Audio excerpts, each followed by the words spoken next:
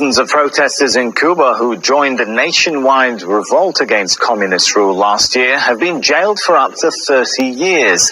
127 of them were convicted for treason and vandalism. Here's our Latin America editor, Lucia Newman. 19-year-old Orlando Carvajal Cabrera has just been sentenced to prison for 20 years, longer than he's been alive. It's what you get for defying Cuba's one-party state, says his distraught mother. I imagine it wants to stop people from continuing to protest so they won't take to the streets. All I know is that my son's sentence is too extreme for a young man who only threw a few rocks. He had a lawyer, but the sentence was already predetermined. Carvajal was among the thousands of Cubans who took part in unprecedented nationwide protests against the communist government 8 months ago.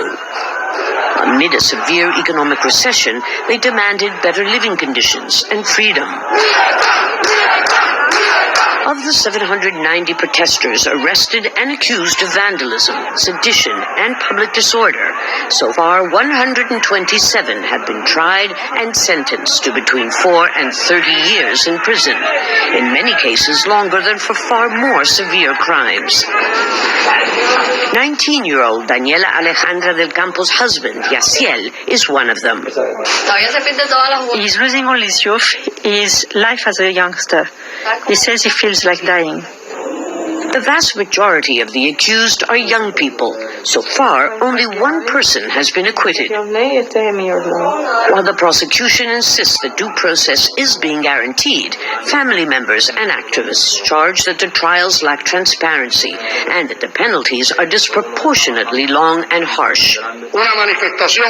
President Miguel Díaz-Canel accuses the United States of inciting the mass protests. The harsh penalties against them send an unequivocal message to disgruntled Cubans that there is a high price to be paid for showing it publicly.